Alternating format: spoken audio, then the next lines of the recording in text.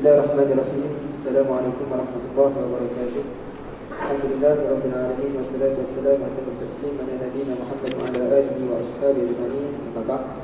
Insyaallah bersama kita Syekh Ustaz Abdul Rahman Hafizahullah Ta'ala akan menyambung kajian kuliah yang ketiga kitab Al-Salihin, insyaallah bersambung pada hadis yang ke-19. Diingatkan kepada ahli jemaah sekalian yang datang untuk scan QR code untuk ijazah sanad untuk kitab Al-Salihin yang dikarang oleh Imam Nawawi rahimahullah ta'ala di pintu masjid ketika di akhir program. Okey, Allah ta'ala.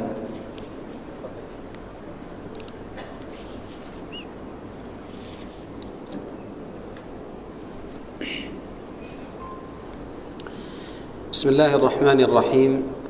الحمد لله رب العالمين، وأفضل الصلاة وأتم التسليم على نبينا محمد وعلى آله وصحابته أجمعين. سبحانك لا علم لنا إلا ما علمتنا إنك أنت العليم الحكيم، وبك اللهم نستعين. اللهم افتح بخير واختم بخير واجعل عواقب أمورنا إلى خير يا رب العالمين. Okay, welcome for our session. We are the session number 4, right? Session number 3, and we will continue. Actually, in my book we have reached hadith number 24. بالأسانيد الصحيحة المتصلة إلى الإمام النووي أنه قال في كتابه رياض الصالحين قال: وعن زر بن حبيش قال: أتيت صفوان بن عسال رضي الله عنه أسأله عن المسح على الخفين، فقال: ما جاء بك يا زر؟ فقلت: ابتغاء العلم. فقال: إن الملائكة تضع أجنحتها لطالب العلم رضا بما يطلب.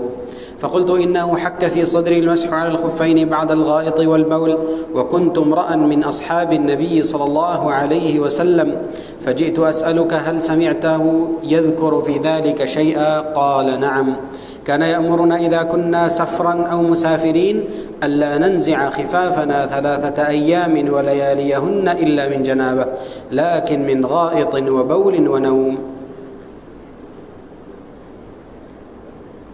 قال المصنف رحمه الله تعالى ونفعنا به وبعلومه في ذلك رب العالمين. Hadis yang ke-19, maksud hadis daripada Zar bin Hubaysh. Akhirnya aku datang berikut Safwan bin Asal radhiyallahu anhu untuk bertanya mengenai yang menyapu atas khuf. Maka Safwan bertanya, apa tujuan engkau datang wahai Zar? Aku menjawab, untuk menuntut ilmu. Safwan berkata, sesungguhnya para malaikat menghamparkan sayapnya kepada orang yang menuntut ilmu, kerana merestui apa yang dilakukannya yang menuntut ilmu. Maka aku Zar pun berkata, telah timbul keraguan di hatiku mengenai hukum menyapu atas 2 khuf sesudah membuang air besar dan air kecil. Sedangkan engkau adalah seorang daripada sahabat Nabi SAW. Lalu aku datang untuk bertanya, adakah engkau pernah mendengar baginda menyebut sesuatu tentang itu? Jawabnya, ya. Baginda menyuruh kami apabila dalam musafir supaya kami tidak menanggalkan khuf selama 3 hari 3 malam, melainkan kerana berhadas besar. Tidak ditanggalkan, iaitu tidak perlu dibuka kerana buang air kecil, buang air besar dan tidur. Zir bin Hubaysh, satu orang daripada at-tabi'in. Masa yang dia dapat satu masalah di dalam hati dia, dia pergi kepada satu orang ulama. Ni cara setiap orang yang pandai, setiap orang yang beriman. Kalau rasa apa-apa, pergi kepada satu orang yang beriman atau satu orang yang berilmu, dia akan menunjuk mana yang betul, mana yang salah. Okey, macam Sayyidina Ali bin Abi Talib. Masa yang dia kacau dengan isteri dia, dia pergi mana? Pergi kawan dia ke? Dia pergi ke satu taman? Tak, dia pergi ke masjid, duduk dekat masjid, tidur dekat masjid. Okey, itu orang yang beriman. Selalu dia akan dia hidup sama dengan agama. 1, 2, setiap ijazah bersanad yang untuk Al-Quran, dia akan sebutkan nama Zir bin Hubaysh. Sebab Zir bin Hubaysh, dia pergi untuk semua sahabat dan dia baca. Dia baca satu khatam kepada Sayyidina Abdullah bin Mas'ud. Masa yang dia habis, dia pergi ke Sayyidina Ubay bin Ka'ab. Dia baca satu khatam. Masa yang dia habis, pergi untuk semua sahabat. Yang mereka fokus, Zaid bin Thabit, semua yang fokus di atas Al-Quran, dia baca kepada mereka. So Zir bin Hubaysh, selalu kita akan dapat nama dia. Okey, dia tanya pasal al-khuf. Apa ni al-khuf? Yang macam stoken tapi daripada kulit. Okey, dia rasa macam tak logik. Kenapa satu orang kalau dia pakai dia tak payah buka, dia akan wipe di atas dia sahaja. Dia macam tak logik. Tapi logik atau tidak logik kena ikut syariah. Masa yang dia datang kepada Sayyiduna Safwan bin Asal, dia memastikan daripada dia, kata ya Rasulullah, dia benar kepada kita. Kalau orang musafir 3 hari dan malam. Kalau orang yang dia duduk dekat bandar, maknanya 1 hari. Okey, dia akan mula dari bila? Contohnya kalau satu orang dia pakai khuf itu macam selepas salat subuh, so dia akan kira daripada salat subuh sampai salat subuh, ataupun dia akan kira daripada bila yang dia berwuduk, ataupun dia akan kira bila yang dia berhadas. Dia buang air atau buang air kecil atau besar, mana akan kira? Contohnya satu orang dia ambil wuduk lepas subuh, dia salat sebelum subuh, dia salat subuh tak pakai khuf. Lepas salat subuh 1 jam dia pakai. 1 jam, 2 jam, 3 jam baru dia buang air. So kira yang sebelum subuh atau selepas subuh 1 jam atau salat subuh 3 jam, mana ikut? Mengikuti mazhab Syafi'i bila yang dia dah buang air kiranya. Itu mengikuti mazhab Syafi'i. So maknanya dia boleh pakai lepas subuh dan tengok berapa boleh tahan. Kalau tahan 3 jam, masa yang dia dah buang air, kira daripada sana sampai esok waktu yang sama. Naam.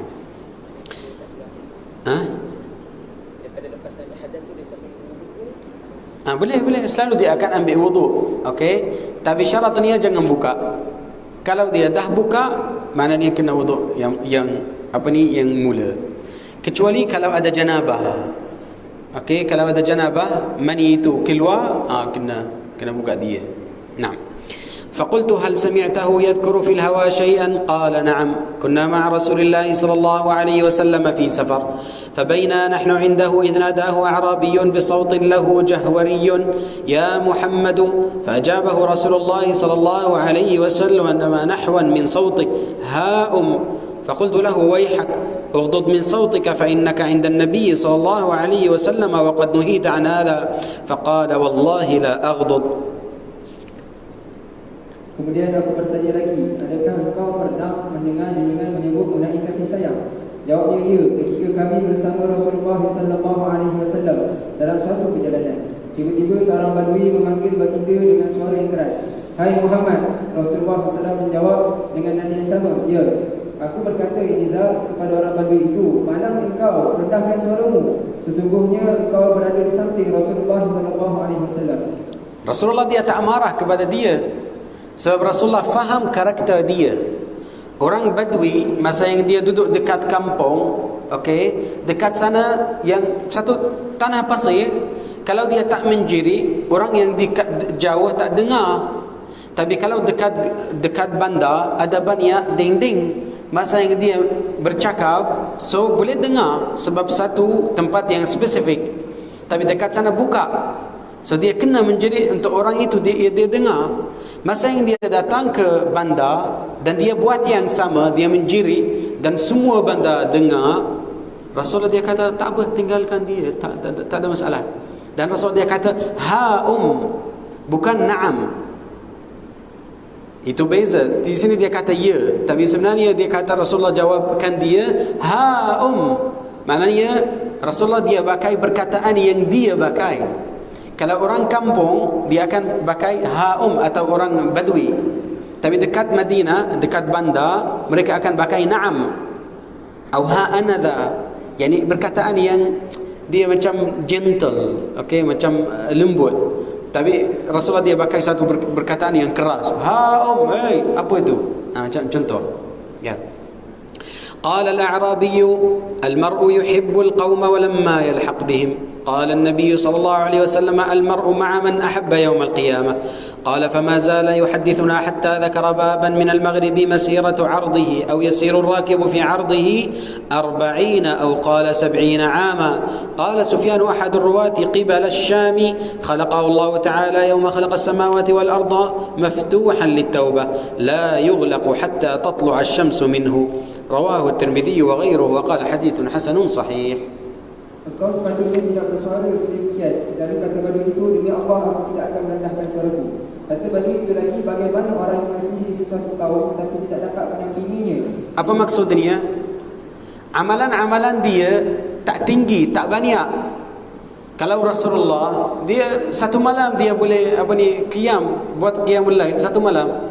Tapi macam mana kalau orang yang biasa, yang orang lemah, yang tak mampu, macam mana?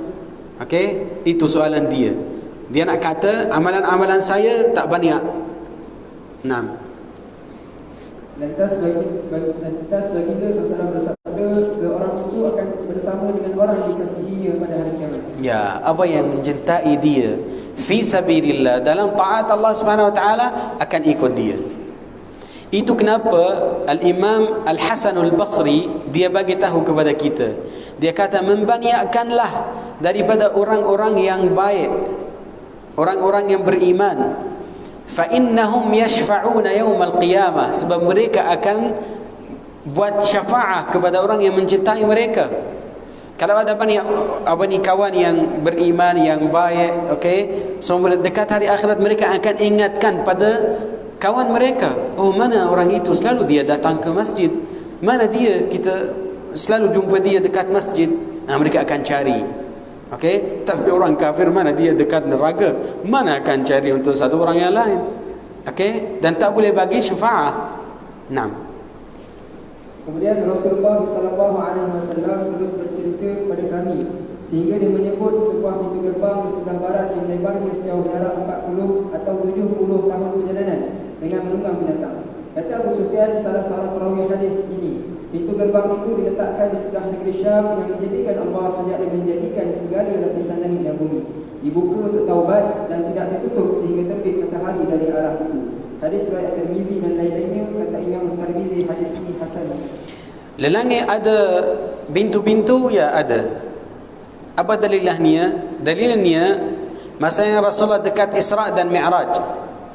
Rasulullah dia buat al-Isra atau sama dengan Sayyidina Nabi malaikat Jibril, dia Isra ke Al-Masjidu Al-Aqsa dan lepas tu dia Mi'raj ke langit.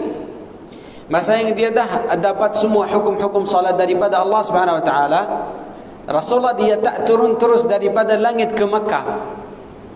Dia balik sekali lagi ke Al-Masjidul Aqsa, baru dia datang daripada Al-Masjidul Aqsa ke Al-Masjidul Haram. Kenapa?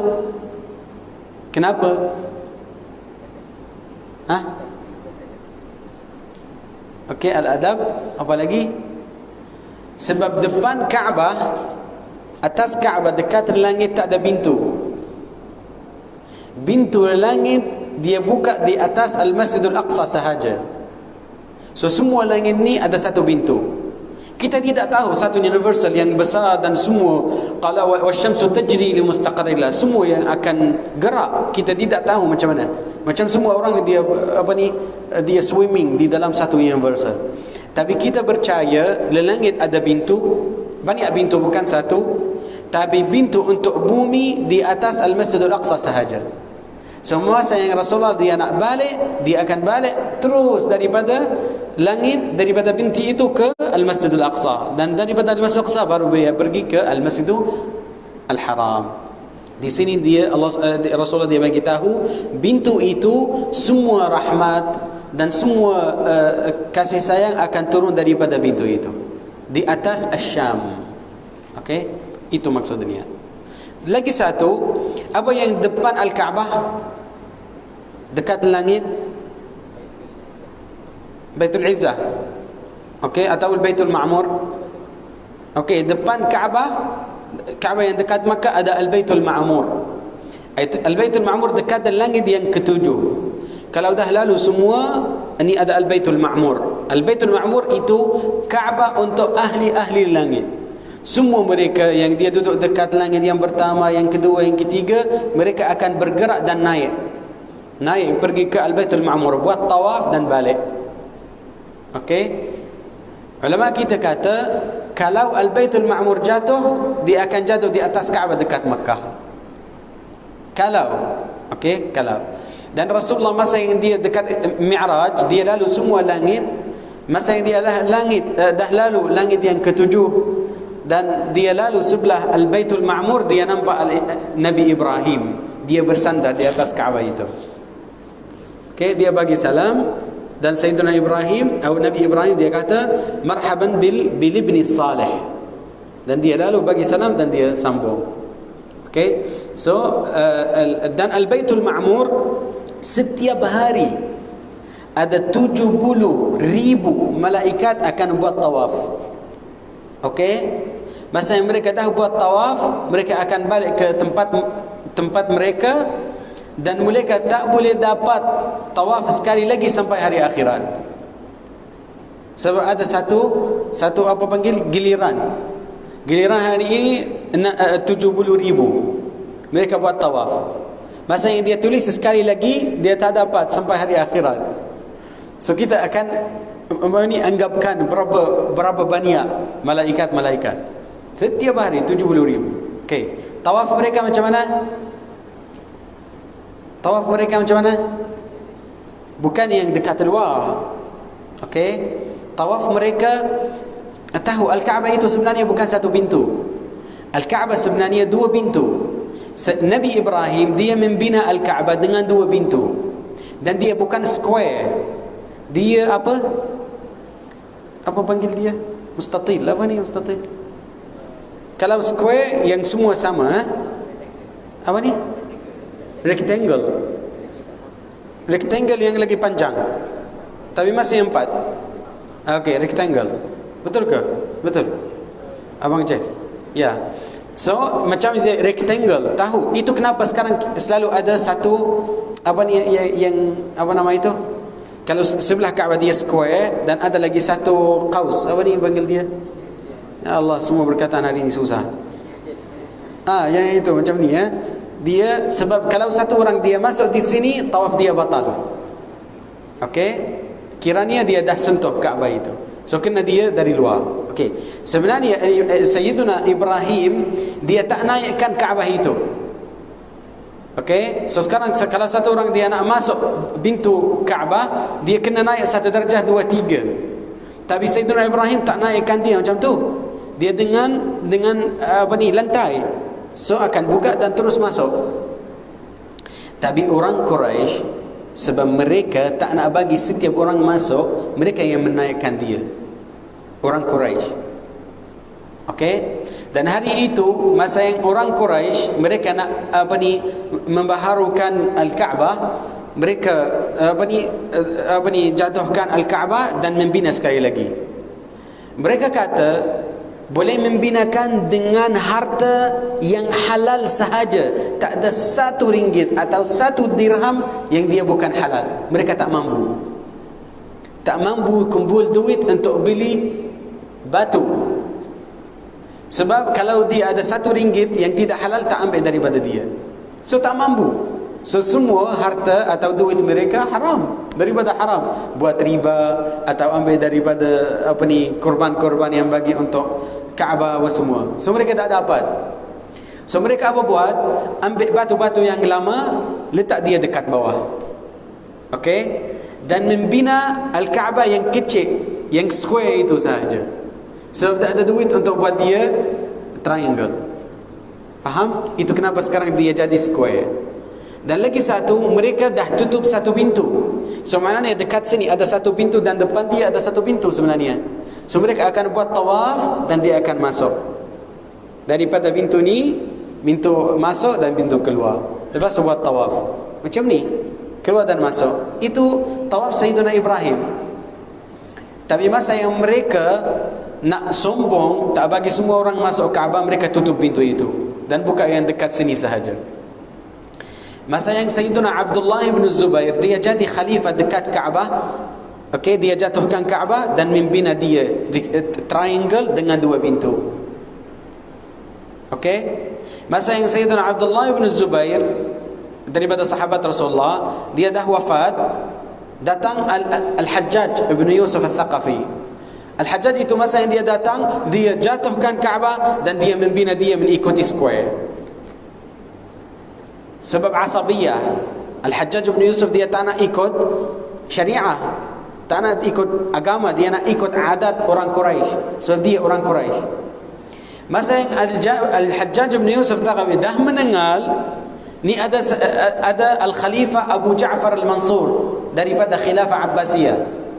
Dia datang dan dia kata, okey, saya nak jatuhkan Kaabah itu dan buat dia macam triangle. Tapi siapa yang datang? Al-Imam Malik. Dia kata, ya Amirul Mu'minin, jangan buat ni rumah Allah Subhanahu wa taala yang semua orang ta'zim kepada dia, itu macam mainan di dalam tangan orang-orang raja. Jangan tinggal dia macam ni. Sebab satu perkataan daripada Syekh Imam Syafi'i, Al-Imam Malik. So Abu Ja'far Mansur dia kata, okey, saya terima, dan tinggal dia sampai sekarang. Tak ada orang tukar. Okey, tapi mereka buat satu ini untuk tak ada orang masuk ke dalam. Naam. قال وعن أبي سعد بن مالك بن سنان الخدري رضي الله عنه أن نبي الله صلى الله عليه وسلم قال كان في من كان قبلكم رجل قتل 99 نفسا فسأل عن أعلم أهل الأرض فدل على راهب فأتاه فقال إنه قتل 99 نفسا فهل له من توبة؟ فقال لا، فقتله فكمل به 100. ثم سأل عن أعلم أهل الأرض فدل على رجل عالم فقال إنه قتل 100 نفس فهل له من توبة؟ فقال نعم، ومن يحول بينك وبين التوبة؟ انطلق إلى أرض كذا وكذا فإن بها أناسا يعبدون الله تعالى فاعبد الله معهم، ولا ترجع إلى أرضك فإنها أرض سوء. فانطلق حتى إذا نصف الطريق أتاه الموت، فاختصمت فيه ملائكة الرحمة وملائكة العذاب، فقالت ملائكة الرحمة جاء تائبا مقبلا بقلبه إلى الله تعالى، وقالت ملائكة العذاب إنه لم يعمل خيرا قط، فأتاهم ملك في صورة آدمي فجعلوه بينهم، فقال قيسوا ما بين الأرضين فإلى أيتهما كان أدنى فهو له، فقاسوا فوجدوه أدنى إلى الأرض التي أراد فقبضته ملائكة الرحمة. متفق عليه. Maksud hadis daripada Abu Sa'id bin Malik bin Sinan Al-Khudri radhiyallahu anhu bahwa Nabi sallallahu alaihi wasallam bersabda, pada zaman dahulu ada seorang lelaki yang telah membunuh 99 orang. Kemudian Yani Yahudi atau Nasrani. Selalu saya bagi tahu ni kelas majlis yang selepas ni, minggu lepas. Kalau dia pakai perkataan yang sebelum ni, maknanya Yahudi atau Nasrani. Fi man kana qablakum. Ya. Seorang dia, okey, baca. Kemudian dia ingin bertaubat. Dicarinya seorang yang paling alim, lalu ditunjukkan kepadanya seorang rahib, yakni ahli ibadah. Dia menyatakan bahawa dia telah membunuh 99 orang. Apakah dia boleh bertaubat? Jawab rahib itu, tidak. Lalu dibunuhnya pula rahib itu, menjadikan jumlah orang yang dibunuhnya 100 orang. Yani ini khitab mumis yang terakhir. Satu orang yang beribadah, kerja dia ibadah kepada Allah SWT. Dia dah tamat dengan 100. Okay. So sekarang ada beza di antara orang alim dan orang beribadah. Bukan setiap orang yang kamu jumpa dia dekat masjid, banyak salat apa semua, minta nasihat daripada dia. Bukan. Okay. Kalau dekat hadis-hadis Rasulullah, ada beberapa orang yang mereka sangat beribadah kepada Allah SWT. Ada satu orang nama dia Hisham bin Hassan, daripada At-Tabi'in. Hisham bin Hassan, dia kata kalau malaikat maut datang kepada Hisham bin Hassan dan dia kata, esok saya akan ambil ruh kamu, dia tidak ada satu amal yang boleh tambah lagi. Kalau tanya puasa, dia kata saya puasa. Dah solat 11 rakaat untuk witir, dah. Ini semua sunnah, dah. Duha, dah. Semua dia dah buat. Semua fadilat, semua amal yang syar'i dia dah buat. Kalau dia kata akan mati selepas 1 jam, tak ada satu benda yang boleh tambah. Tapi hadis dia dhaif. Hisham bin Hassan itu. Okey. Hisham bin Hassan dia Syekh Imam Syafi'i. Kalau Imam Syafi'i ambil hadis dia kata dia orang yang baik, yang sangat ibadah kepada Allah Subhanahu wa taala, tapi hadis dia dhaif. Ya. Naam. Kemudian dia mencari orang yang paling alim, maka ditunjukkan kepada dia seorang alim. Maka beliau menyatakan kepada orang yang alim itu bahawa dia telah membunuh 100 orang. Apakah dia boleh bertaubat? Jawabnya yang orang alim itu, ya. Siapakah yang boleh menghalangnya daripada bertaubat? Nah, tak ada orang yang boleh halangkan kamu daripada at-taubah atau di antara kamu dan Allah Subhanahu wa taala. Tidak ada. Naam. Jadi siapa yang boleh menghalangnya membuat demikian? Pergilah kamu ke suatu tempat yang diterangkan sifatnya, kerana di sana terdapat orang-orang yang beribadat kepada Allah. Beribadatlah bersama mereka dan janganlah kembali ke negerimu, kerana negeri itu tempat yang jahat. Tengok nasihat dia. Dia kata jangan duduk sini. Sebab kalau satu orang jumpa kamu, kamu salat ke? Semalam yang dia minum arak. Dia pergi sekali lagi, kalau jumpa lagi satu orang, dia kata, kamu tadi kamu masuk satu bar, kamu pergi kasino, kamu yang tak ada, mereka tak tolong dia. Dia kata tinggallah, berhijrah fisabilillah dan pergi ke satu tempat yang lain. Naam. Maka orang itu pun menuju ke sana. Dalam perjalanannya itu dia telah mati hidup. Maka berlakulah pertengkaran antara malaikat rahmat dan malaikat azab. Kata malaikat rahmat, dia datang untuk bertaubat kepada Allah dengan sepenuh hatinya. Kata malaikat azab pula, sesungguhnya dia belum pernah langsung melakukan amal kebajikan. Lalu datang kepada mereka. Macam hari itu dekat satu jihad fisabilillah, satu perang, satu orang dia datang kepada Rasulullah. Dia kata, ya Rasulullah, kalau saya masuk perang ini muqbilan ghaira mudbir, saya pergi dan tak tengok apa yang belakang saya. Okey? Satu. Dua, saya tidak ada hutang, tak ada satu dain di atas saya. Saya akan masuk syurga? Dia kata ya. Dan dia tengok di dalam tangan dia ada beberapa kurma. Dia kata, saya nak tunggu sampai dia makan kurma ni. Dia buang kurma itu dan dia masuk, dan dia dia fight dengan orang kafir dan dia jadi syahid. Rasulullah bersabda, dakhala al-jannah wa lam yarka' lillahi rak'ah. Sebab dia baru masuk Islam, baru dia pergi jihad fisabilillah. So dia jadi syahid. So dia masuk syurga tapi tak buat satu rakaat kepada Allah Subhanahu wa taala. Faham? Ya, ni orang ini sama juga. Naam. Lalu datang kepada mereka malaikat yang berupa seorang manusia sebagai hakim di antara mereka. Lantas hakim itu berkata, ukurlah antara dua negeri itu, manakah yang lebih dekat kepadanya? Maka dia adalah untuknya. Maka mereka pun mengukurnya dan didapati bahawa yang hampir kepadanya adalah negeri yang dituju. Lantas malaikat rahmat mengambil rohnya. Hadis riwayat Bukhari dan Muslim. Tapi sebenarnya Allah yang hantar malaikat itu untuk menyujuk di antara malaikat rahmat dan malaikat azab. Macam mana akan buat? Allah yang hantar malaikat itu. Nanti ada satu riwayat yang akan bagi tahu. قال وفي رواية في الصحيح فكان إلى القرية الصالحة أقرب بشبر فجعل من أهلها. وفي رواية في الصحيح فأوحى الله تعالى إلى هذه أن تباعدي وإلى هذه أن تقربي وقال قيسوا ما بينهما فوجد إلى هذه أقرب بشبر فغفر له. وفي رواية فنأى بصدره نحوا. Dalam satu riwayat yang sahih daripada Imam Muslim, dia lebih dekat ke negeri yang baik sekadar sejengkal, lalu ia digolongkan menjadi ahli negeri itu. Dalam satu riwayat lain yang juga sahih, Allah Subhanahu wa taala memerintahkan negeri yang penuh kejahatan supaya menjadi jauh daripada orang itu, dan kepada negeri yang penuh kebaikan supaya menjadi dekat kepadanya. Kemudian hakim memerintahkan, ukurlah di antara kedua-dua negeri itu. Didapati bumi yang penuh kebaikan lebih dekat kepada orang itu sekadar sejengkal, lantas diberi keampunan kepadanya. Dalam satu riwayat yang lain menyatakan bahawa condong dadanya ke arah negeri yang ditujunya. Masa yang dia sebenarnya dah sampai yang dekat tengah atau sebelum tengah sikit je. Masa yang dia jatuh, dada dia dekat yang setengah yang kedua, lagi dekat. Nah, sekarang ada satu hadis at-taubah, panggil dia hadis at-taubah. Dia panjang sangat, tapi saya akan buat yang sama, baca sikit dan berhenti, lepas tu akan sambung. Okey. Hadis ni pasal Sayyiduna Ka'ab bin Malik wa Murarah bin Rabi' wa Hilal bin Umayyah. Tiga sahabat itu yang mereka tak pergi sama dengan Rasulullah ke perang Tabuk. Okey, 3 sahabat. Okey, kalau untuk ingatkan nama-nama 3 sahabat itu, jangan lupa perkataan Makkah. Kalau nak ingat nama-nama mereka, selalu berkaitkan dia sama dengan perkataan Makkah. Makkah ada 3 huruf, mim, kaf, ha. Makkah. So mim Sayyiduna Murarah bin Rabi'.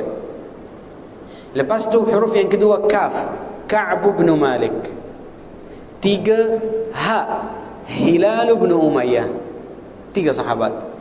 So yang pertama Murarah bin Rabi', mim. Yang kedua kaf, Ka'b bin Malik.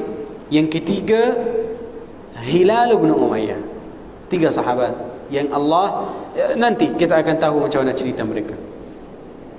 قال وعن عبد الله بن كعب بن مالك وكان قائد كعب رضي الله عنه من بنيه حين عمي قال سمعت كعب بن مالك رضي الله عنه يحدث حديثه حين تخلف عن رسول الله صلى الله عليه وسلم في غزوة تبوك.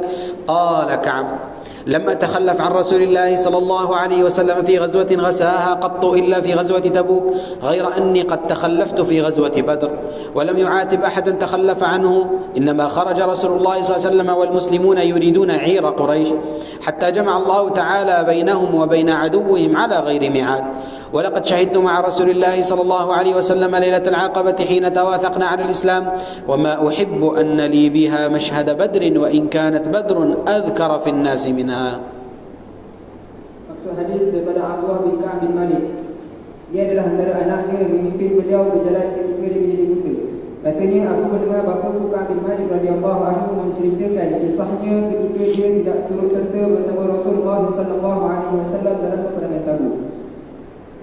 Kata Ka'ab, aku tidak pernah ketinggalan pergi berperang dengan Rasulullah sallallahu alaihi wasallam kecuali dalam peperangan Tabuk. Tetapi aku juga tidak pernah menyertai peperangan Badar. Cuma tidak disalahkan kerana Rasulullah sallallahu alaihi wasallam dan muslimin yang bersamanya hanya keluar untuk menyekat angkatan perdagangan Quraisy, sehingga Allah menemukan mereka dengan musuh tanpa pada masa yang ditetapkan. Sesungguhnya aku telah bersama-sama Rasulullah pada malam Al-Aqabah untuk memeterai perjanjian serta menerima Islam. Aku tidak suka mendapat ganti malam itu dengan peperangan Badar, sekalipun peperangan Badar itu lebih menjadi sebutan orang ramai daripada malam itu. Nah, di sini dia bagi tahu semua perang-perang yang sebelum perang Tabuk dia pergi sama dengan Rasulullah, kecuali Badar. Semasa yang Rasulullah keluar, Rasulullah dia tak nak pergi ke perang, dia nak pergi ambil satu unta-unta yang orang Quraisy dia buat satu bisnes, satu trading. Tapi subhanallah, keputusan Allah Subhanahu wa taala untuk jadi satu perang dan tukar. Itu Sayyidina Ka'b bin Malik tak ikut Rasulullah. Tapi semua Uhud, Al-Khandaq, Al-Ahzab semua dia sama dengan Rasulullah. Okey, Sayyidina Ka'b. So dia bukan daripada satu orang munafikin. Naam.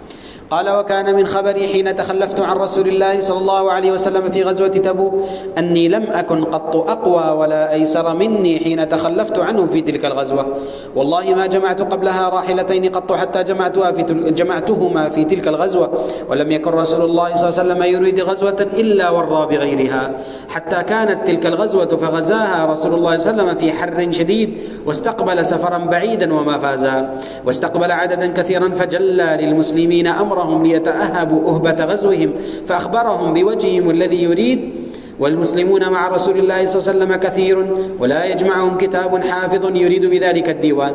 قال كعب فقل رجل يريد أن يتغيب إلا ظن أن ذلك سيخفى ما لم ينزل فيه وحي من الله تعالى. Iksanku ketika tidak menyertai Rasulullah sallallahu alaihi wasallam dalam peperangan Tabuk, di mana aku tidak pernah rasa lebih berdaya dan berupaya untuk pergi berperang lebih daripada keadaanku ketika bersedia untuk menyertai perang Tabuk yang aku tertinggal itu. Sesungguhnya aku tidak pernah memiliki 2 kenderaan untuk perdaganganku, tetapi aku memilikinya di waktu peperangan itu. Faham? Dia yang paling sedih kepada Sayyidina Ka'b bin Malik. Dia kata kalau perang yang lain mungkin saya ada satu kenderaan, satu haiwan sahaja yang dia boleh naik. Tapi masa yang perang Tabuk saya ada 2. Dan tak ada satu masa yang saya ada banyak duit dan banyak harta kecuali masa itu. Itu yang paling sedih kepada dia. So maknanya dia mampu dia boleh pergi, tak ada masalah. Mungkin ada satu orang fakir, tak ada kenderaan. Tabuk itu jauh, tahu daripada Madinah sampai Tabuk 1000 kilometer. 1000. So maknanya 1 bulan dia akan jalan sampai di Tabuk.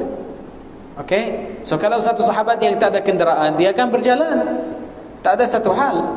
Okey. Naam.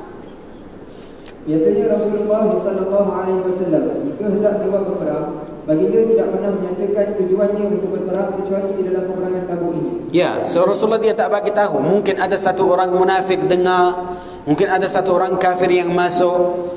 So mungkin dia tersilap, dia dengar daripada Rasulullah, dia nak pergi satu perang. So Rasulullah dia akan bagi tahu, kita akan pergi Tabuk, contoh. Tapi dia tak pergi satu tempat yang lain. Macam dia kata, esok kita akan pergi Kuantan. Mungkin ini tempat orang kafir, dia nak pergi Kuantan. Semua orang dah sedia apa semua, tapi Rasulullah tak pergi Kuantan, pergi macam Temerloh. Okey, dia buat perang dekat sana. Tapi semua dah sedia, dah tahu nak pergi sana. Itu boleh kata siasat Rasulullah. Naam. Dalam peperangan ini, Rasulullah SAW keluar berperang dalam keadaan panas yang amat terik, menuju perjalanan yang jauh dan padang pasir yang kering kontang sambil menghadapi musuh yang ramai. Ni masalah mula dari sini. Sebab Rasulullah keluar Madinah masa yang musim panas. Tak ada satu orang, kamu tak boleh anggapkan macam mana panas. Pergi satu hari ke umrah dan keluar lepas salat zuhur. Dan tak pakai satu imamah atau satu kopiah. Tengok macam mana rasa di sini. Okey, kalau nak buat satu telur di sini boleh, tahu? Panas sangat. Okey, dia kata masa tengok dekat bawah, ya Allah panas sangat, mana boleh keluar. Ya. Rasulullah SAW telah menjelaskan kepada kaum muslimin supaya bersiap sedia untuk menghadapi peperangan. Dengan sebab itu baginda menerangkan kepada mereka arah yang hendak dituju. Kaum muslimin bersama Rasulullah SAW lalu ramai dan mereka tidak dicatatkan dalam buku catatan nama. Kata Ka'ab, tidak ada orang yang berhasrat tidak akan menyertai peperangan Tabuk itu, melainkan dia menyangka bahawa perbuatan itu tersembunyi, jadi tidak diketahui kepada baginda Rasulullah SAW selama tidak turun wahyu yang menjelaskannya. Naam. قال وغزا رسول الله صلى الله عليه وسلم تلك الغزوة حين طابت الثمار والظلال فأنا إليها أصعر فتجهز رسول الله صلى الله عليه وسلم والمسلمون معه وطفقت أغدو كي أتجهز معه فأرجع ولم أقض شيئا وأقول في نفسي أنا قادر على ذلك إذا أردت فلم يزل ذلك يتمادى بي حتى استمر بالناس الجد فأصبح رسول الله صلى الله عليه وسلم غاديا والمسلمون معه ولم أقض من جهازي شيئا ثم غدوت فرجعت ولم أقض شيئا فلم يزل ذلك يتمادى بي حتى أسرعوا وتفارط الغزو فهممت أن أرتحل فأدركهم فيا ليتني فعلت ثم لم يقدر ذلك لي فطفقت إذا خرجت في الناس بعد خروج رسول الله صلى الله عليه وسلم يحزنني أني لا أرى لي أسوة إلا رجلا مغموصا عليه في النفاق أو رجلا ممن عاذر الله تعالى من الضعفاء. Dan baginda Rasulullah SAW keluar untuk peperangan itu pada musim buah yang sedang masak dan berteduh di bawah pohon tamar. Maka aku sangat gemar kepadanya yang menikmatinya. Rasulullah SAW dan orang-orang muslimin bersamanya membuat persiapan untuknya, dan aku juga cuba untuk membuat persiapan. Lalu aku kembali tanpa membuat apa-apa keputusan, dan aku berkata dalam hati, aku mampu melakukannya, iaitu membuat persiapan jika aku berkehendak. Keadaan demikian berterusan pada aku sehingga orang ramai terus bersungguh-sungguh iaitu membuat persiapan. Akhirnya Rasulullah SAW bertolak keluar dan orang-orang Islam turut bersama. Sedangkan aku belum mengambil suatu keputusan apapun daripada perbekalan perang. Kemudian aku keluar lagi dan aku pulang tanpa mengambil sebarang keputusan. Begitulah keadaanku berterusan sehingga orang lain telah pergi dan luputlah peperangan itu bagi diriku. Lalu aku bercadang untuk pergi mendapatkan mereka. Alangkah baiknya jika aku melakukannya, tetapi tidak ditakdirkannya bagiku. Dan sebab itu aku tengok syaitan dia tak datang kepada kita dan dia kata jangan pergi solat, atau datang dia kata pergilah berzina. Tak. Allah Subhanahu wa taala berfirman dekat Al-Quran, wala tattabi'u khutuwati asyaitan. Jangan ikut langkah-langkah syaitan itu. Dia akan mula-mula dia kata, okey tak payah turun ke ni solat, boleh solat jemaah dengan isteri dan anak-anak dekat rumah. Ini satu langkah. Lepas tu masa yang tak pergi solat dekat masjid, nak solat dekat, tunggu isteri dia masak, anak itu dia lari, satu orang lagi, so dia akan melewatkan solat itu. Okey. Dan terakhir sekali masa yang ni salat akan waktu salat akan habis, akan keluar. Okey, dia akan salat tak ada jemaah, terakhir waktu itu mungkin waktu makruh, awas semua. Wala tattabi'u khutuwat syaitan. Kalau dah mula, itu masalahnya. Ramai orang masa dia bangun, dia rasa malas atau dia rasa macam penat. Dia kata okey, tak apa, 5 minit sahaja, 5 minit. Atau saya baring saja. Ni langkah yang pertama. Ni langkah. Okey, tapi kalau dia bergerak terus, dia akan ada manfaat. Dengan sebab itu, apabila aku keluar di hadapan orang ramai selepas Rasulullah SAW keluar, ia amat menduka citakan aku bahawa aku tidak dipandang sebagai orang yang dicela dalam keadaan nifaq ataupun orang yang diberi penguzuran dalam kalangan orang-orang yang lemah. Ni sebenarnya satu punishment, satu azab. Kalau keluar dekat Madinah tak jumpa satu orang yang baik atau satu orang yang beriman, akan jumpa orang munafik atau orang Yahudi atau orang Nasrani. Mana boleh?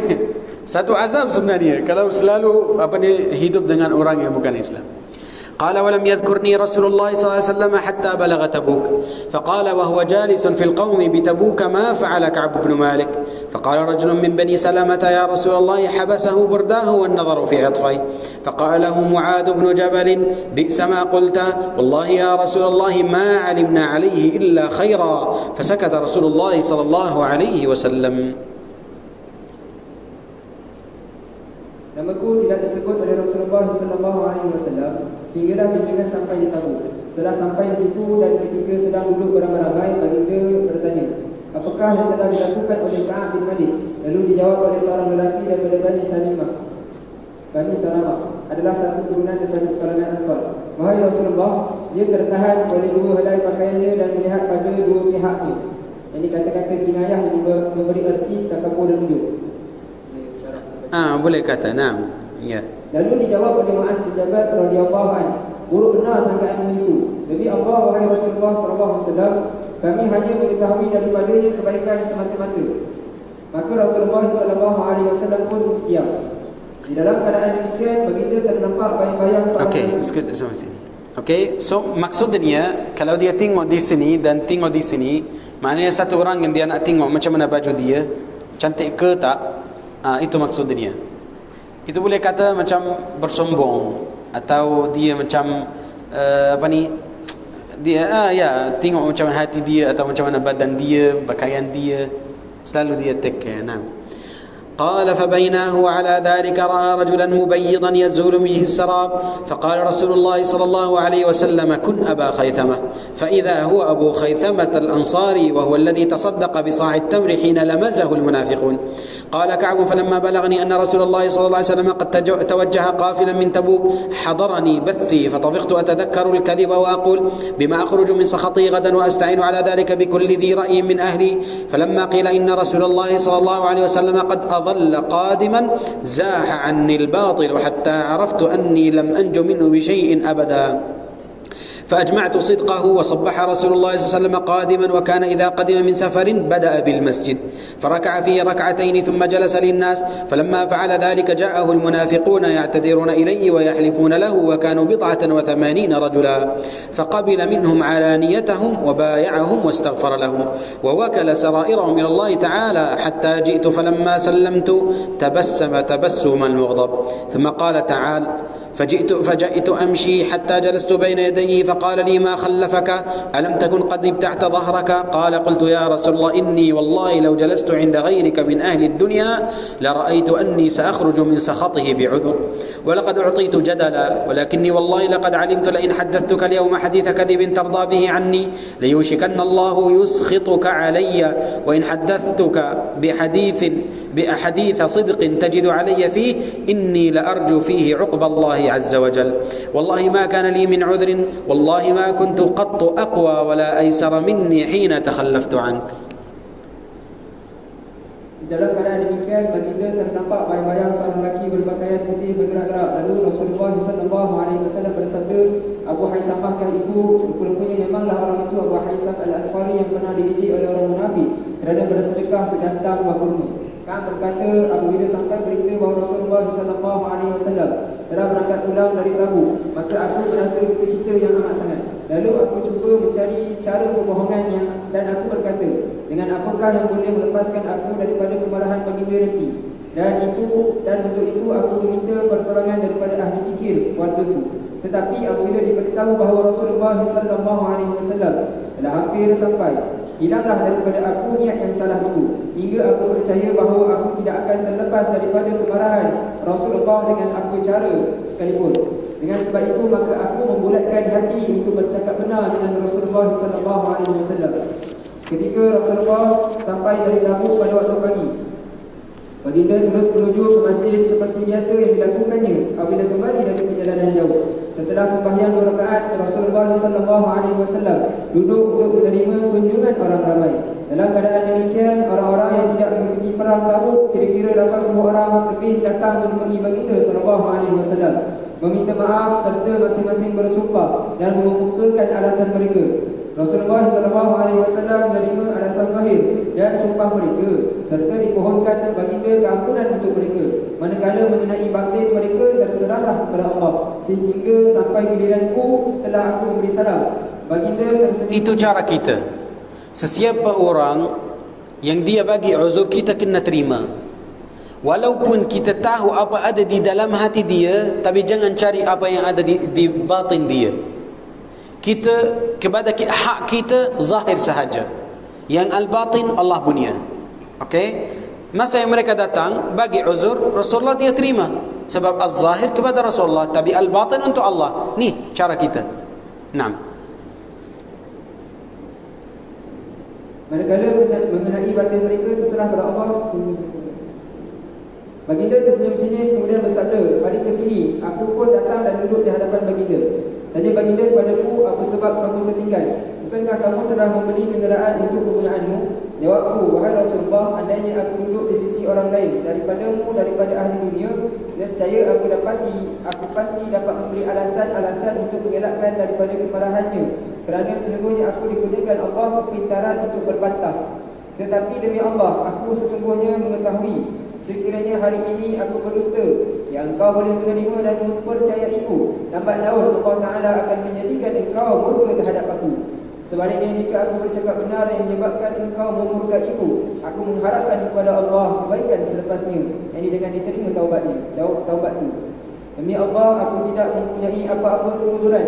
Demi Allah, aku tidak pernah rasa lebih kuat dan lebih senang daripada masa aku tertinggal daripada mengikuti Rasulullah SAW pada perang Tabuk. Sabda Rasulullah SAW, engkau telah berkata benar, pergilah sehingga Allah memutuskan tentang dirimu. Naam. قال فقال رسول الله صلى الله عليه وسلم ما أما هذا فقد صدق فقم حتى يقضي الله فيك. وثار رجال من بني سليمة فاتبعوني فقالوا لي والله ما علمناك أذنبت ذنبا قبل هذا، لقد عجزت في ألا تكون أعذرت إلى رسول الله صلى الله عليه وسلم بما اعتذر إليه المخلفون، فقد كافيك ذنبك استغفار رسول الله صلى الله عليه وسلم لك. قال فوالله ما زالوا يؤنبونني حتى أردت أن أرجع إلى رسول الله صلى الله عليه وسلم فأكذب نفسي. ثم قلت لهم لقد لقي هذا معي من أحد؟ قالوا نعم. لقيه معك رجلان قال مثل ما قلت وقيل لهما مثل ما قيل لك. قال قلتم من هما؟ قالوا مرارة بن ربيعة العامري وهلال بن أمية الواقفي. قال فذكروا لي رجلين صالحين قد شهدا بدرا فيهما أسوة. قال فمضيت حين ذكروهما لي. ونهى رسول الله صلى الله عليه وسلم عن كلامنا أيها الثلاثة من بين من تخلف عنه. قال فاجتنبنا الناس أو قال تغيروا لنا حتى تنكرت لي في نفس الأرض فما هي بالأرض التي أعرف فلبثنا على ذلك 50 ليلة. Beberapa orang daripada Bani Salimah datang mengikuti aku sambil berkata, demi Allah, kami tidak tahu bahawa engkau pernah membuat dosa seperti ini. Sesungguhnya engkau lemah kerana tidak meminta maaf kepada Rasulullah SAW, sebagaimana yang telah dilakukan oleh orang yang tidak ikut berperang seperti engkau. Sesungguhnya memadailah bagimu untuk menghapuskan dosa melalui istighfar Rasulullah SAW untukmu. Kata Ka'ab, demi Allah, mereka mencelaku sehingga aku rasa mahu kembali menghadap Rasulullah SAW. untuk mendustakan diriku sendiri. Kemudian aku berkata kepada mereka, adakah orang lain mengalaminya seperti aku? Jawab mereka, ya, ada 2 orang senasib denganmu. Aku bertanya lagi, siapakah mereka? Jawab mereka, Murarah bin Rabi'ah al-Amri dan Hilal bin Umayyah al-Waqifi. Katakah mereka telah menyebut kepadaku nama 2 orang lelaki soleh yang telah menyertai peperangan Badar. Maka aku berkata, bagiku pada diri mereka ikutan yang baik. Katakah mereka maka aku pun berlalu ketika mereka berdua disebut kepadaku. Rasulullah SAW telah melarang para sahabat bercakap dengan kami bertiga di kalangan orang yang tertinggal, lalu orang menjauhkan diri daripada kami. Atau dia berkata, mereka telah berubah sikap terhadap kami, seolah-olah bumi Madinah ini bukan tempatku, sedangkan dia negeriku. Begitulah keadaan kami selama 20 hari. نعم.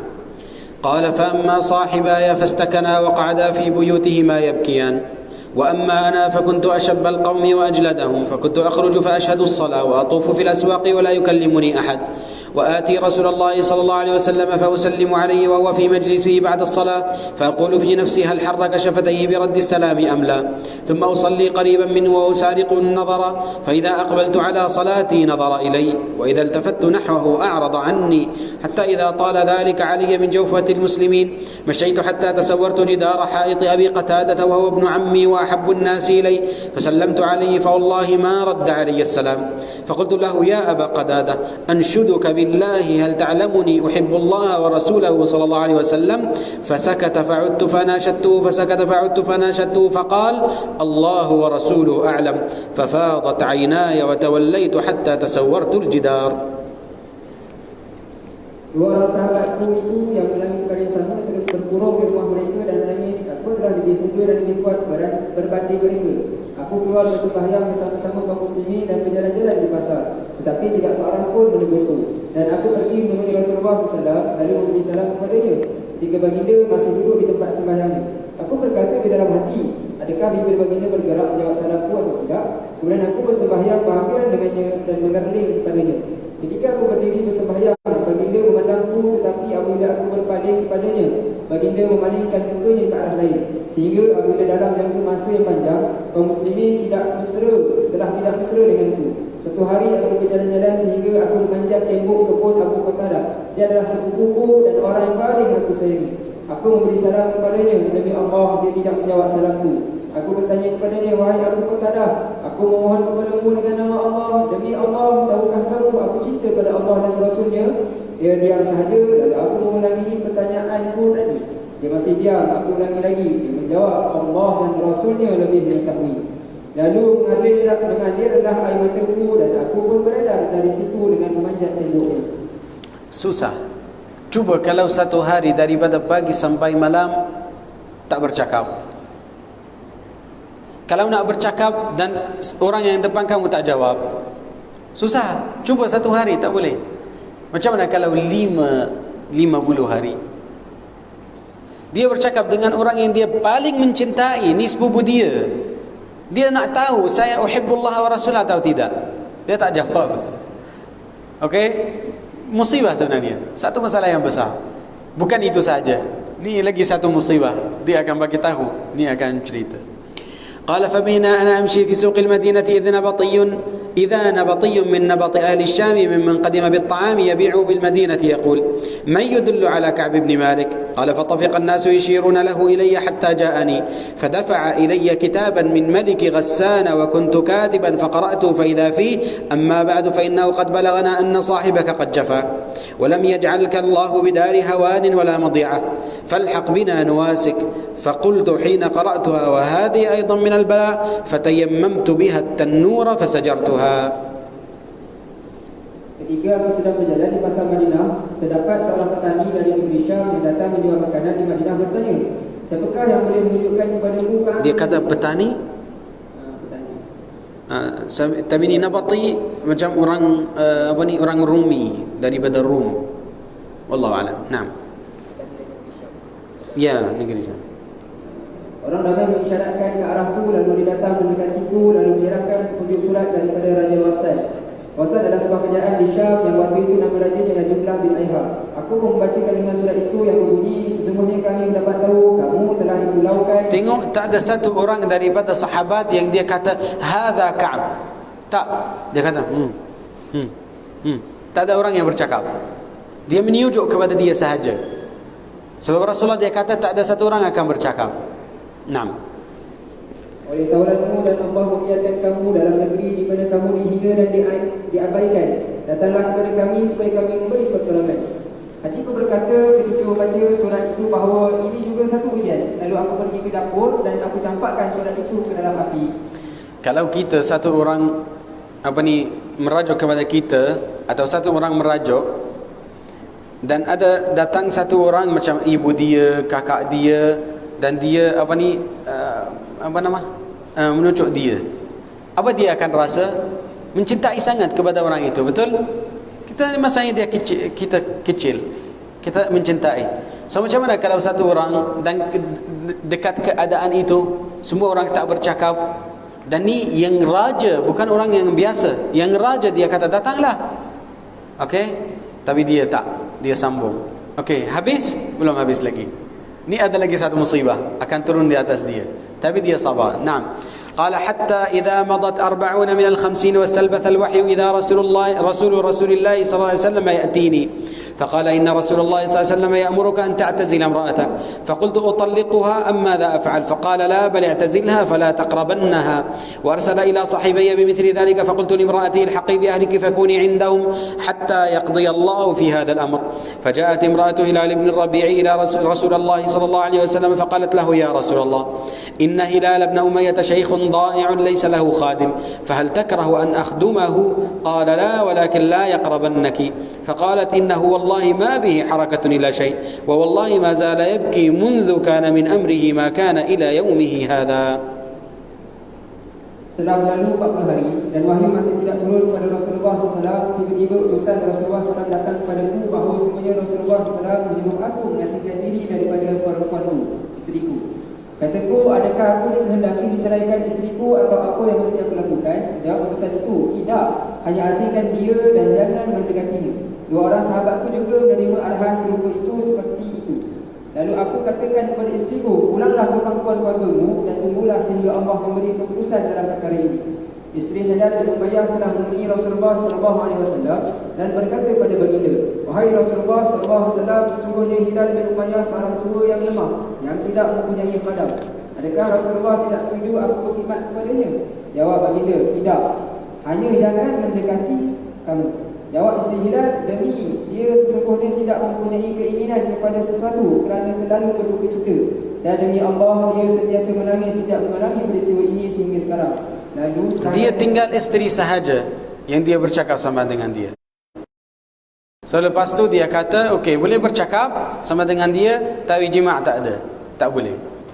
Nah, فقال لي بعض أهلي لو استأذنت رسول الله صلى الله عليه وسلم في امرأتك فقد أذن لامرأة هلال بن أمية أن تخدمه فقلت لا أستأذن فيها رسول الله صلى الله عليه وسلم وما يدريني ماذا يقول رسول الله صلى الله عليه وسلم إذا استأذنته فيها وأنا رجل شاب فلبثت بذلك 10 ليال فكمل لنا 50 ليلة من حيث نهي عن كلامنا ثم صليت صلاة الفجر صباح 50 ليلة على ظهر بيت من بيوتنا فبين أنا جالس على الحال التي قد ذكر الله تعالى منا قد ضاقت علي نفسي وضاقت علي الأرض بما رحبت فسمعت صوت صارخ أوفى على سلع يقول بأعلى صوته يا كعب بن مالك أبشر فخررت ساجدا وعرفت أنه قد جاء فرج فآذن رسول الله صلى الله عليه وسلم الناس بتوبة الله عز وجل علينا حين صلى صلاة الفجر فذهب الناس يبشروننا فذهب قبل صاحبي مبشرون وركض رجل إلي فرسا وسعى ساع مع أسلم قبلي وأوفى على الجبل فكان الصوت أسرع من الفرس فلما جاءني الذي سمعت صوته يبشرني نزعت له ثوبي فكسوتهما إياه ببشارته والله ما أملك غيرهما يومئذ واستعرت ثوبين فلبستهما وانطلقت أتأمم رسول الله صلى الله عليه وسلم يتلقاني الناس فوجا فوجا يهنئونني بالتوبة ويقولون لتهنك توبة الله عليك حتى دخلت المسجد فإذا رسول الله صلى الله عليه وسلم جالس حوله الناس فقام طلحة بن عبيد الله رضي الله عنه يهرول حتى صافحني وهنأني والله ما قام إلي رجل من المهاجرين غيره فكان كعب لا ينساها لطلحة. Lalu sebahagian daripada keluargaku ini kami Malik berkata, jika kamu minta izin daripada Rasulullah SAW mengenai istrimu, tentu akan diberikan kebenaran seperti yang telah diperoleh oleh istri Bilal. Aku ini kami menjawab, aku tidak akan minta izin kepada Rasulullah SAW. Aku tidak mengetahui apakah jawapan Rasulullah apabila aku minta izin tentang istriku, sedangkan aku adalah orang mundur. Kami telah melalui keadaan begitu selama 10 hari menjadikan jumlahnya 50 hari sejak dilarang para sahabat bercakap dengan kami. Selepas aku bersembahyang subuh di rumah kami pada hari yang ke-50 itu, ketika aku sedang duduk di dalam keadaan yang mana diriku terasa sempit di bumi ini sebagaimana telah disebutkan di dalam Al-Quran. Nafasku terasa sempit seolah-olah bumi yang luas ini menjadi sempit. Tiba-tiba aku terdengar orang berteriak yang telah menaiki bukit Sana di Madinah. Sana itu satu bukit yang belakang masjid Sab'ah yang dekat Al-Khandaq. Naam. Orang yang berteriak itu ialah Abu Bakar radhiyallahu anhu. Wahai Ka'ab bin Malik, terimalah kabar baik. Aku pun sujud syukur dan aku mengetahui bahawa kelepasan telah datang kepada Rasulullah SAW. Setelah selesai sembahyang subuh, Rasulullah SAW mengumumkan kepada orang ramai bahawa Allah Ta'ala telah menerima taubat kami. Lalu orang ramai pun datang membawa berita gembira bersama kami dan pergi kepada 2 taulanku, iaitu Murrah dan Bilal. Beberapa orang membawa berita gembira. Seorang lelaki yang Az-Zubair bin Al-Awwam telah mengecut kuda kepada aku dan seorang lain daripada golongan Aslaf berlari ke arahku dan menaiki bukit. Maka berteriak suaranya mendahului kuda. Orang yang berlari daripada kalangan Bani Aslaf ialah Hamzah bin Umar Al-Aslami. Apabila orang yang aku dengar suaranya sampai kepadaku, aku tanggalkan 2 pakaianku yang sedang aku pakai dan aku sarungkan kepadanya kerana berita gembira yang dibawanya. Sebenarnya sahabat mereka mencepatkan kepada Sayyidina Ka'ab. Sebab mereka dah tahu, mereka cepat pergi bagi tahu dia. Sebab tak nak dia akan melewatkan, sebab dia sedih, dia menangis apa semua. Ya. Demi Allah, itulah sahaja bajuku pada hari itu. Kemudian aku pinjam 2 helai kain yang lain untuk aku pakai dan aku pergi menuju ke arah Rasulullah SAW. Dan orang ramai berkuak-kuak menyambut dan mengucapkan tahniah kerana Allah menerima taubatku. Aku masuk ke dalam masjid di mana Rasulullah SAW ketika itu duduk dikelilingi orang ramai. Lantas Talhah bin Ubaidillah radhiyallahu anhu bangun berlari memberi salam dan mengucapkan tahniah kepadaku. Demi Allah, sahabat-sahabat Muhajirin selain daripada Talhah tidak seorang pun yang bangun. Peristiwa ini tidak dapat dilupakan oleh Ka'ab, iaitu sikap Talhah. Okey, kenapa mereka tak berdiri? Masa yang dia masuk, Sayyidina Ka'ab, Rasulullah duduk sama dengan sahabat. Tak ada satu orang yang dia berdiri dan pergi bagi tahniah kepada Ka'ab. Kenapa? Walaupun mereka dah tahu Allah dah taubat di atas Sayyidina Ka'ab. Kecuali siapa? Talha bin Ubaidillah. Masa yang dia nampak dia berdiri dan pergi bagi salam. Kenapa Talha sahaja? Kenapa Talha sahaja? Ukhuwah Islamiyah. Masa yang Talha bin Ubaidillah berhijrah ke Madinah, Rasulullah dia buat satu ukhuwah di antara Talha bin Ubaidillah dan siapa? Ka'ab bin Malik. So Sayyidina Talha bin Ubaidillah dia buat macam satu ijtihad. Allah dah bagi taubat, maknanya saya akan berdiri pergi dan bagi salam kepada dia. Sebab susah masa yang nak datang, rasa malu, takut, tak tahu macam mana semua orang tengok pada dia, dan tak ada orang yang dia senyum, tak ada orang yang bagi salam. Yani keadaan yang tak tahu macam mana. Okey, tapi Sayyidina Talha dia berdiri. Itu kenapa dia kata fakana la yansaha li Talha. Dia tak lupa apa yang dia buat kepada dia dekat keadaan itu. Naam. قال كعب فلما سلمت على رسول الله صلى الله عليه وسلم قال وهو يبرق وجهه من السرور أبشر بخير يوم مر عليك منذ ولدتك أمك فقلت أمن عندك يا رسول الله أم من عند الله؟ قال لا بل من عند الله. وكان رسول الله صلى الله عليه وسلم إذا سر استنار وجهه حتى كأن وجهه قطعة قمر، وكنا نعرف ذلك. فلما جلست بين يديه قلت يا رسول الله إن من توبتي أن أخلع من مالي صدقة إلى الله وإلى رسوله. فقال رسول الله صلى الله عليه وسلم أمسك بعض مالك فهو خير لك. فقلت إني أمسك سهمي الذي بخيبر. وقلت يا رسول الله إن الله تعالى إنما أنجاني بالصدق، وإن من توبتي أن لا أحدث إلا صدقا ما بقيت، فوالله ما علمت أحدا من المسلمين أبلغ الله تعالى في صدق الحديث منذ ذكرت ذلك لرسول الله صلى الله عليه وسلم أحسن مما أبلاني والله ما تعمدت كذبة منذ قلت ذلك لرسول الله صلى الله عليه وسلم إلى يوم هذا، وإني لأرجو أن يحفظني الله تعالى فيما بقي. قال فأنزل الله تعالى لقد تاب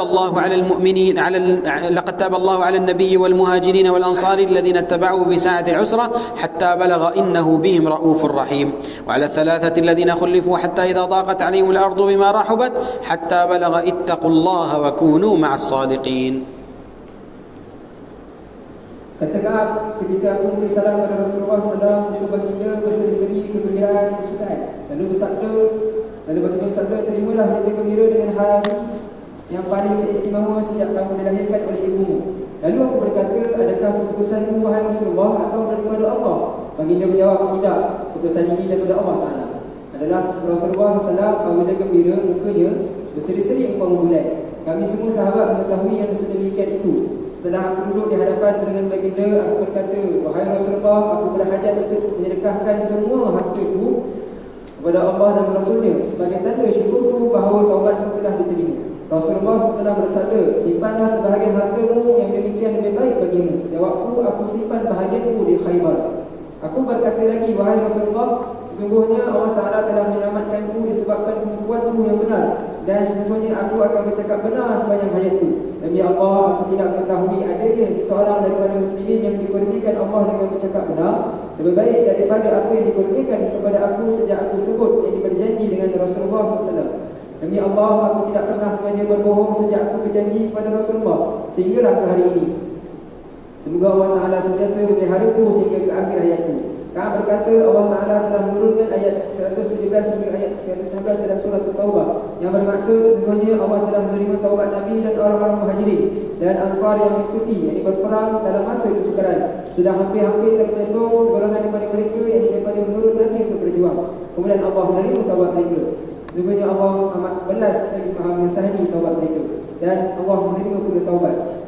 3 orang yang ditangguh penerimaan taubat mereka hingga apabila bumi yang luas ini terasa sempit kepada mereka kerana mereka dipulaukan, dan hati mereka menjadi sempit kerana menanggung buku cita, serta mereka yakin jadi tempat untuk mereka lari daripada kemurkaan Allah, melainkan kembali bertaubat kepadanya, kemudian memberi taufik serta menerima taubat supaya kekal bertaubat.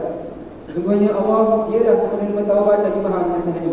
Wahai orang-orang yang beriman, bertakwalah kamu kepada Allah dan hendaklah kamu bersama-sama orang yang benar. Qala ittaqullaha wa kunu ma'as sadiqin. Sidq itu orang yang benar, okey, dia satu bahagian daripada takwa. As-sidq dia satu bahagian daripada takwa. So kalau dia kata ittaqullah dan benarlah kepada Allah SWT, itu macam sama, dia macam ulang. Tapi di sini ada satu perkataan wa kunu, tinggallah, jadi kawan sama dengan orang yang benar.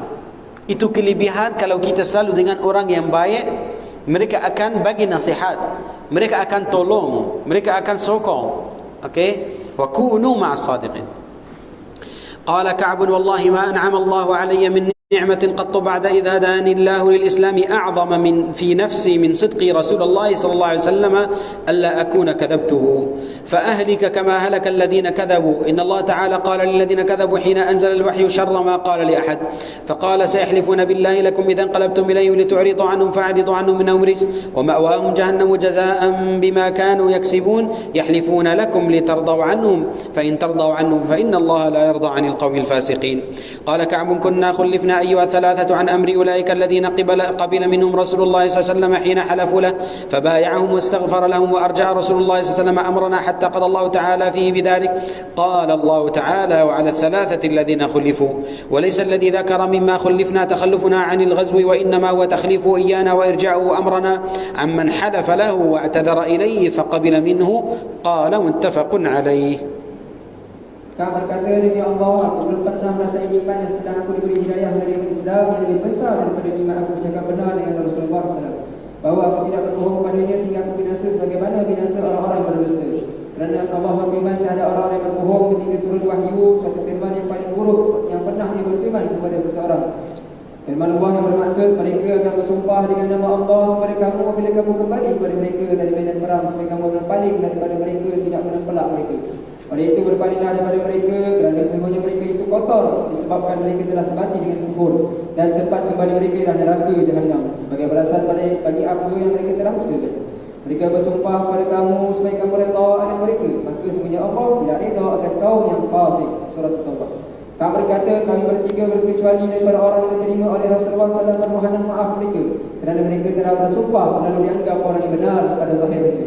Rasulullah menerima perjanjian tak setia mereka dan memohon ampun untuk mereka, dan Rasulullah menangguhkan urusan kami bertiga sehingga keputusan Allah Ta'ala di dalam firman-Nya bermaksud, dan mereka tiga orang yang tertinggal dan tidak ikut berperang. Dan bukanlah maksud daripada apa yang disebutkan tentang ketinggalan dalam ayat ini, ketinggalan daripada peperangan ini, tetapi yang dimaksudkan ditangguhkan urusan kami daripada orang-orang yang sumpah dan meminta uzur maaf kepadanya, lalu Rasulullah SAW menerimanya. Hadis riwayat Imam Bukhari dan Muslim. قال وفي رواية أن النبي صلى الله عليه وسلم خرج في غزوة تبوك يوم الخميس وكان يحب أن يخرج يوم الخميس، وفي رواية كان لا يقدم من سفر إلا نهارا في الضحى فإذا قدم بدأ بالمسجد فصلى فيه ركعتين ثم جلس فيه. Menurut riwayat lain, Nabi SAW keluar dalam peperangan Tabuk pada hari Khamis dan sememangnya baginda suka keluar pada hari Khamis. Pada riwayat lain, baginda tidak datang daripada musafir melainkan pada siang hari waktu duha, dan apabila sampai baginda akan mulakannya dengan masjid, lalu baginda sembahyang 2 rakaat kemudian duduk di dalamnya. Ya. Sebenarnya benar itu mula-mula dia susah, tapi terakhir jalan dia apa? Ada syurga dekat sana. 1. 2, ni sunnah Rasulullah. Kalau dia nak keluar musafir, jadi musafir atau jihad fi sabilillah, dia suka keluar hari Khamis. Okay, kenapa? Sebab hari esok hari Jumaat dan ada berkat daripada hari Jumaat. Ni yang kedua. Yang ketiga, kalau Rasulullah dia nak balik, dia tak masuk Madinah dekat malam. Dia tak suka masuk malam. Dia akan tunggu dekat luar Madinah sampai esok duha dia baru masuk. Okey, ada beberapa hikmah. Yang pertama, dia kalau datang dekat malam, dia akan ganggu orang yang dia tidur, dan akan ambil masa dekat malam, dan mungkin esok dia tak dapat solat subuh. Okey, tapi kalau waktu duha, dia akan mula dengan Masjid Nabawi. Boleh kita buat? Tak boleh. Itu hukum khas untuk Al-Madinah sahaja. Tapi kalau ni macam bandar-bandar kita, terus boleh pergi ke rumah. Wallahu a'lam. Okey, kita akan berhenti di sini. Minta maaf ni hari ini macam panjang. Okey, subhanakallah walhamdulillah, asyhadu an la ilaha illa anta, astaghfiruka wa atubu ilaik. Ingatkan kepada jemaah sekalian untuk scan barcode di pintu masjid, dan juga Allah Ta'ala menjadikan